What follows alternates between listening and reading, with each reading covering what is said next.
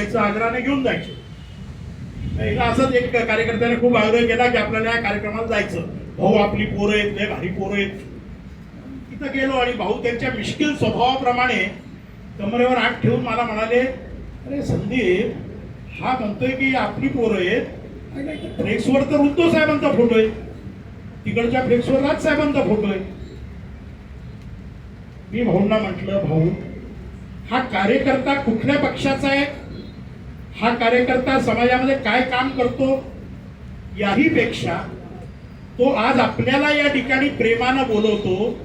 आज तो या ठिकाणी आपले विचार, त्याचे राजकीय विचारसरणी काय असू द्या, तो आपल्या बरोबर राहतो. मला वाटतं की त्याला आपण मदत सातत्याने करत राहिली पाहिजे. भाऊ म्हणले बरोबर आहे तुझं.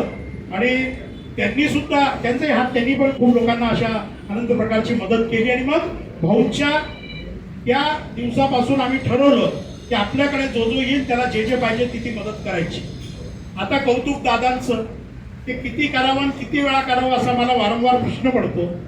कारण दादांनी जो एक आदर्श समाजसेवेचा घालून दिलाय, मला वाटतं सर्व राजकीय पुढाऱ्यांनी, मग तो राजकीय पुढारी कुठल्या का पदावर काम करत असला, तो एखाद्या प्रभागाचा अध्यक्ष असेल, एखाद्या मंडळाचा पदाधिकारी असेल, नगरसेवक असेल, आमदार असेल, खासदार असेल, मंत्री असेल, दादांनी ज्याला जे पाहिजे त्याला ते देताना कधीही हात आखडता घेतला नाही.